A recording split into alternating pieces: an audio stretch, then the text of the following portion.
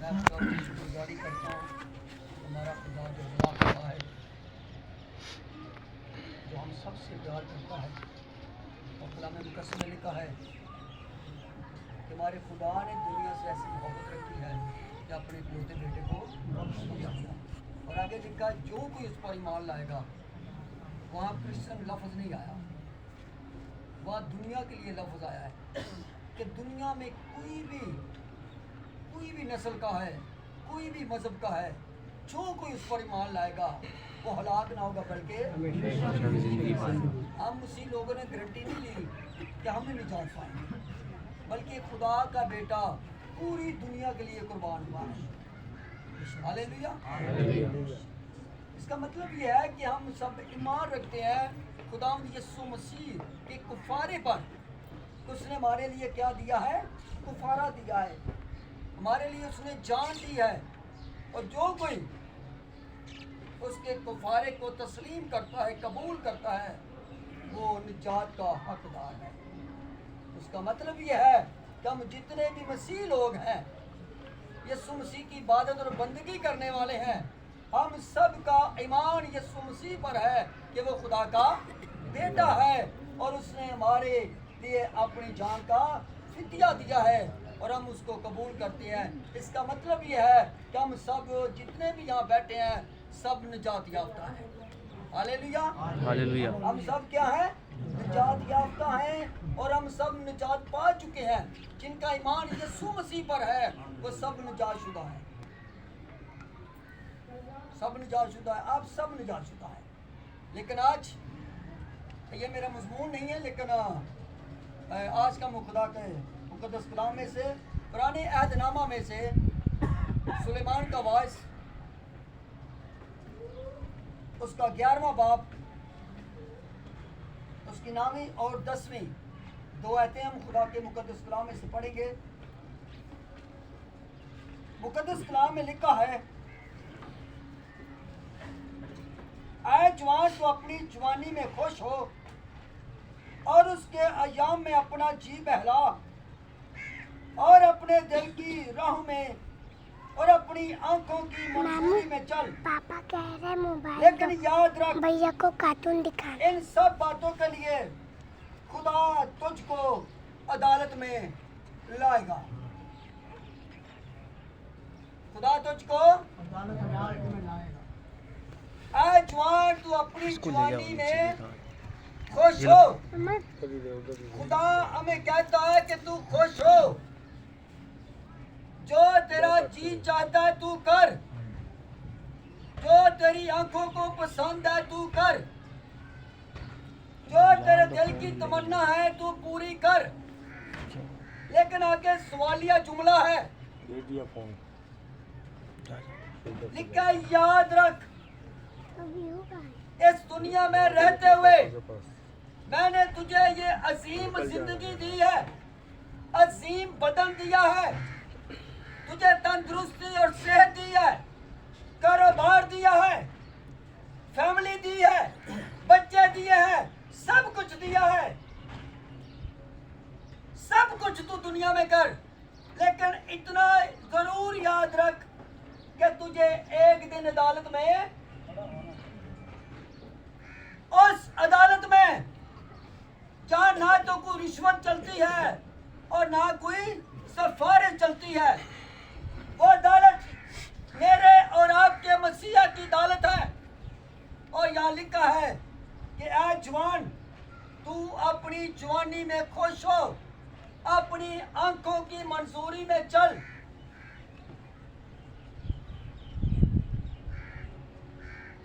और आगे लिखा है अपना जी बहला। जी बहलाने के लिए हम पता नहीं क्या क्या करते हैं,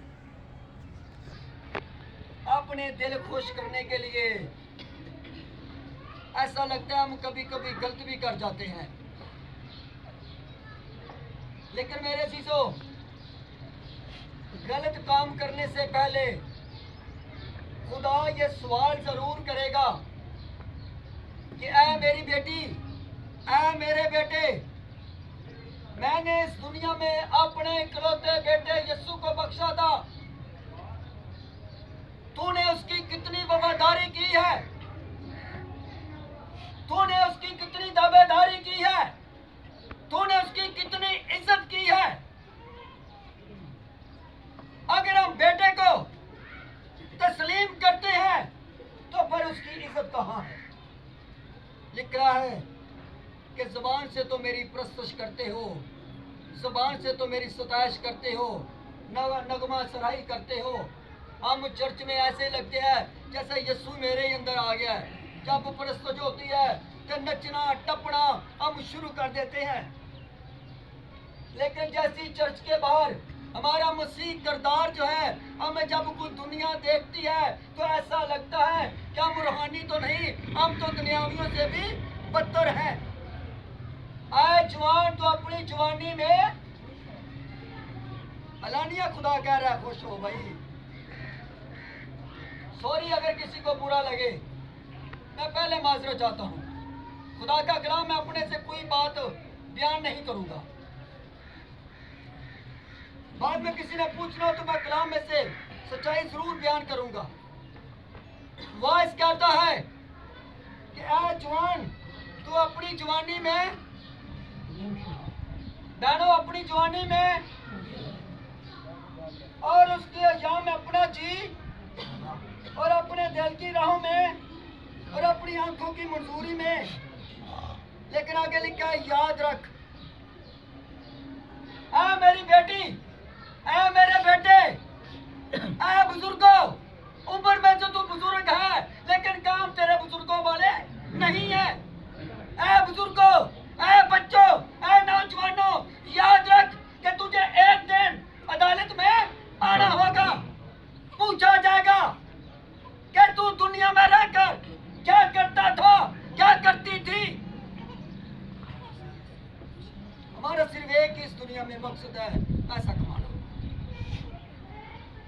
दूसरा मकसद है अपनी अय्याशी में जिंदगी गुजारना, और इसके अलावा तीसरा कोई मकसद नहीं। लेकिन मेरे अजीजों, मैंने ऐसे हादसे देखे हैं, मेरे 3 भाई मर गए हैं, मेरे बड़े अजीम लोग मर गए हैं। पिछले दिनों में खुदा का बड़ा जबरदस्त कदम, पास्टर शकील इकबाल आप सब हो सकता जानते हैं, दुनिया का इंटरनेशनल खादम था। दौलत का कोई पता ही नहीं था कितनी है। सिंध से आया, सुबह 5 बजे अटैक हुआ, मर गया। कहाँ गई दौलत? दौलत नाल है क्या? तो सब कुछ इधर ही रह जाएगी, तो फिर लालच करने की क्या जरूरत है? खुदा को धोखा देने की क्या जरूरत है? सच्चाई से, ईमानदारी से अगर एक दिन में एक रोटी मिल जाए तो खुदा की शुक्रगुजारी किया करें। बाई मानी दे 5 पराठे तो सच्चाई दी अगर एक सुक्की रोटी भी मिल जाए तो खुदा आपको सरफराज करेगा, खुदा आपको तरक्की देगा। अभी मैं यूसुफ के बारे में बताऊंगा। जबरदस्त खुदा का बंदा यूसुफ, क्या भाई यूसुफ के बारे नहीं, यूसुफ, हाँ जी, उसके सारे भाई उसके खिलाफ थे। मुकद्दस कलाम में आइए हम हवाला देखते हैं, 50 की किताब निकालिए। जब उसके बाप की डेथ होती है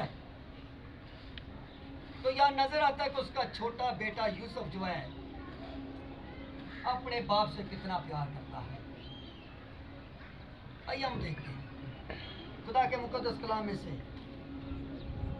पैदाइश की किताब, उसका 50वां बाब लिखा है, तब यूसुफ अपने बाप के मुंह से लिपटकर उस पर रोया और उसको चूमा। और यूसुफ ने उन तबीबों को जो उसके नौकर थे अपने बाप की लाश में खुशबू भरने का हुक्म दिया।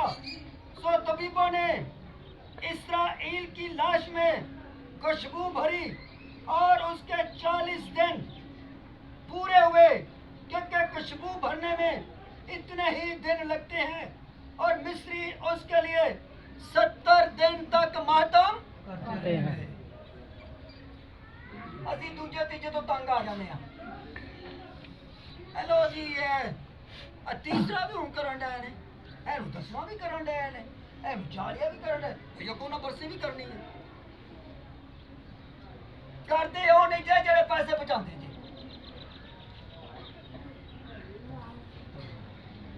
और यहाँ लिखा है यूसुफ का बाप याकूब जब इस दुनिया से चला जाता है तो 40 दिन उसने अपने नौकरों को कहा कि मैं तुझे हुक्म देता हूं कि मेरे बाप की लाश में जाकर 40 दिन तक खुशबू भरते रहना और 70 दिन उसकी हवेली में उनके घर में मातम था। कितने दिन भाई? ये कलाम कह रहा, मैं नहीं कह रहा। 70 दिन मुकद्दस कलाम में लिखा है कि यूसुफ ने क्यों प्यार किया? क्योंकि यूसुफ खुदा का मंसूर था, खुदा का वादा था, खुदा का इसके साथ वादा था। और मैं आपको बताऊं कि यूसुफ को इसके बाप ने बरकत क्या दी है, मैं आपको पढ़ कर सुनाता हूं। मुकद्दस कलाम में लिखा है यूसुफ एक फलदार पौधा है, सूखा पौधा नहीं, हरा पौधा नहीं, फलदार पौधा है। कह रहा है यूसुफ तू इस दुनिया में फलदार होगा और तेरे फल से बहुत सी नस्लें जो है वो बारवा होगी, वो बरकत पाएंगी और लोग जानेंगे कि तू मेरा बेटा है। तू मेरा क्या है? बेटा है। और यहाँ बाइबल में हमें सिर्फ नजर यूसुफ आया है अपने बाप की लाश में, क्योंकि सारे भाई जो बाकी थे सारे चोर और डाकू थे, यूसुफ को मार देना चाहते थे, यूसुफ को कत्ल कर देना चाहते थे। वो डर की वजह से नहीं आए कि कहीं ऐसा ना हो यूसुफ तो बादशाह बन गया है, यूसुफ तो हाकिम बन गया है, ऐसा ना हो कि हमें ये कैद में डाल दे। लेकिन यूसुफ रहम दिल था और यूसुफ ने कहा है भाइयों ये जो कुछ हुआ है ये खुदा की मर्जी थी। मुझे कुएं में डाला आपने, मैं बच गया। मुझे इस्माइलियों के आगे भेज दिया, वहां से भी मैं बच गया। मैं उस बादशाह की कैद में से भी बच गया। ये सब कुछ मेरा खुदा मेरे साथ कर रहा था। जितने भी मुसीबतें आई हैं सब ने मेरे साथ, जो भी मुसीबतें ये मेरे खुदा की तरफ से हैं। मैं आपको सच्ची बात बताऊं, जितने भी रास्तबाज बहनें हैं भाई हैं, मैं आपको बताऊं कभी कभी हम अपने लिए दुआ करते हैं, हमारे हालात ठीक नहीं होते, हम ये सोचते हैं कि हमें खुदा ने छोड़ दिया है। खुदा हमारी नहीं सुनता, खुदा हमारी नहीं सुनता। लेकिन मैं आपको बताना चाहता हूं अब्राहम की जो दूसरी बीवी थी उसको घर से निकाल दिया, जंगल में थी, बियाबान में थी, परेशान थी। खुदा ने अपने फरिश्ते को भेजा, उसने कहा जा मेरा पैगाम दे कि मैं तुझे देख रहा हूं, मैं तेरे साथ हूं, मैं तेरे हमारे साथ भी कौन है? हालेलुया, हमारे साथ खुदा है। अगर किसी के साथ भाई नहीं है, बाप नहीं है, रिश्तेदार नहीं है, अकेले हैं, तो उनके साथ कौन है? खुदा है। यहाँ पर सिर्फ यूसुफ नजर आया है, लिखा है कि बाप की लाश में वो लिपट गया है, उसके ऊपर लेट गया है, अपने बाप का मुंह चूमता है, वो रोता है, ऐ मेरे बाप तूने मुझे क्यों छोड़ दिया? क्योंकि मैं तो आपसे प्यार करता था, तेरे अलावा तो मेरा कोई नहीं था। और उसने मुंह चूमा और चूमता रहा, उसके जानते थे कि इसका बाप अब रुखसत होने वाला है। मेरे अजीजों, मुकद्दस कलाम में लिखा है, जब यीशु अपने दोस्त के पास गया, लाजर के पास, तो लिखा है यीशु के आंसू असिया ने रोना ठीक नहीं। कई पादरी ने उल्टी तलीम देते ने, उन्होंने बाइबल अपनी है, और बाइबल तो भरी पड़ी है रोने के बारे में। और जब कोई किसी का जुदा हो जाए तो उसको ही पूछा जाए उसके ऊपर क्या गुजरती है। मेरा भाई नाथ, उसने मुझे पढ़ाया, इतनी भाई नजीर के साथ मेरी नहीं थी, क्योंकि वो छोटे छोटे को छोड़कर इधर ही आ गया था। भाई नाथ पंजाब था, उसने हमारे लिए इतनी मेहनत की कि मैं बता नहीं सकता।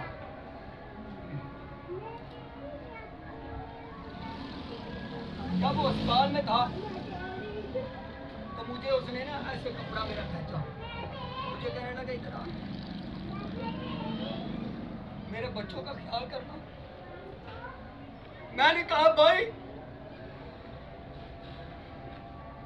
मैं जो कुछ कर सकता मैं जरूर करूंगा, क्योंकि यहां तक पहुंचाने वाला तू है। मुझे पट्टे पर ईंटें बनाता था और मैं ये नहीं बता सकता कि उसने हमारे लिए कितनी मेहनत की है। टूटे साइकिल के ऊपर हमें बिठाकर स्कूल भेजा, यहाँ तक हमारे हालात थे कि हम आटा बेचकर कापियां लेते थे, और वो भाई ने हमारे ऊपर रात दिन एक कर दी। और जब उसकी डेथ हुई, मैं आपको बता नहीं सकता कि मेरे ऊपर क्या गुजरी थी। मुझसे जनाजा नहीं हुआ, मैं उसका चेहरा नहीं देख सका।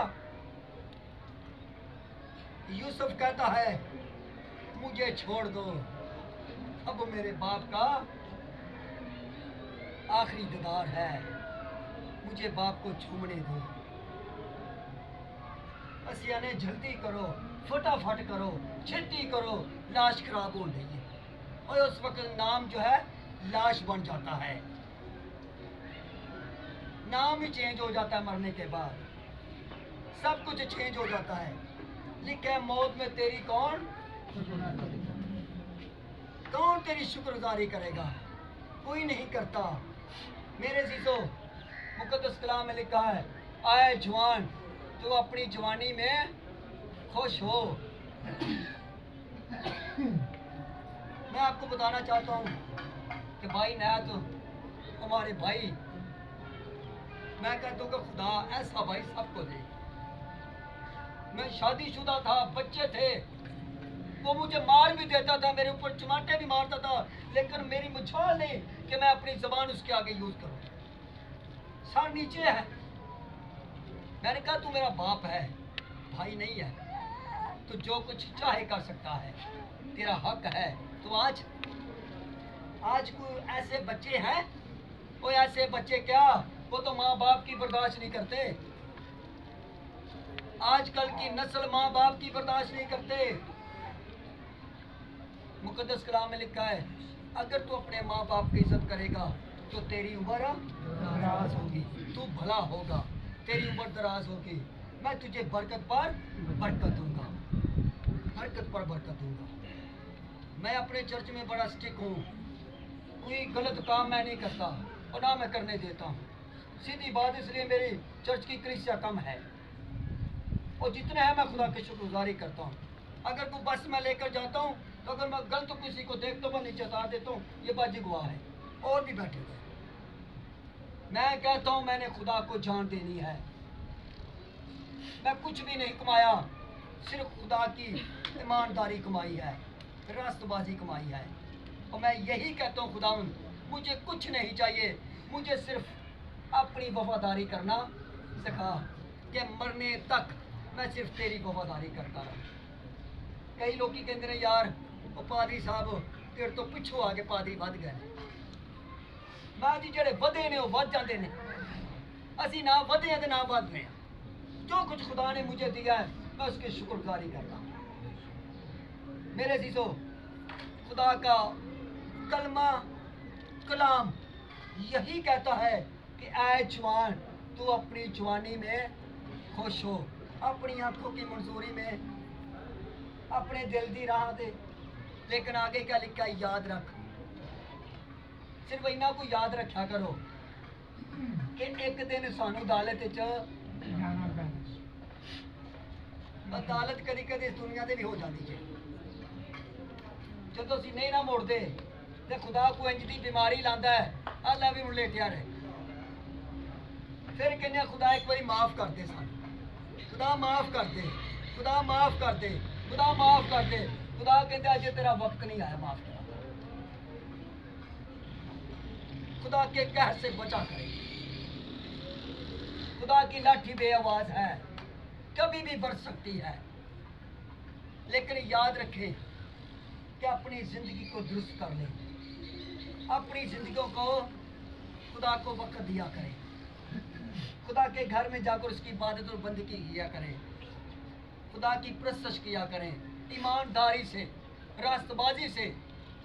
और मैं यकीन करें भाई रफीक की शुक्रगुजारी मैंने की थी, आप सब आए थे, और ये 40वीं की इबादत भी मैंने की है। और मैंने कोई बीच में डिमांड नहीं की कि जनाजा मुझसे क्यों नहीं करवाया, उससे करवाया, नहीं भाई, उनकी मर्जी है। लेकिन यकीन करें जितनी भी पब्लिक बैठी है, जितना गम हमारी बहन रानी को है, किसी को नहीं है। फिर किसी को है, दूसरे नंबर पर उनके बेटों को और बेटियों को। हम तो 2 मिनट जाएंगे, हाँ बाजी दादी मर्जी। लेकिन मेरे चीज़ों, जिसका शोहर जिंदगी का जीवन साथी बिछड़ जाए, तो वो जानती है कि मैं जिंदगी कैसे गुजारूं। और मेरी आप सबसे रिक्वेस्ट है कि आप कुछ भी ना करें, सिर्फ इस फैमिली के लिए दुआ करें, और आपकी दुआ के जरिए से आसमान खुल जाएगा और बरकत आएगी, और इतनी बरकत आएगी कि इस घर में जगह नहीं है। में लिखा है, रास्तबाजों की दुआ से शहर शर्फराजी पाता है। और आप सब ईमानदार हैं, आप सब खुदा के लोग हैं। जब आप दुआ इस फैमिली के लिए करेंगे तो मेरा ईमान है कि इस फैमिली को किसी चीज़ की कमी ना होगी। सो मैं अपनी बहन रानी को आगे बुलाऊंगा, उसके बेटों को भी, और हम सब मिलकर उसके लिए दुआ करेंगे। बहन रानी आए, भाई आप ही हैं, उसके बेटे भी आए, बेटियाँ भी आए।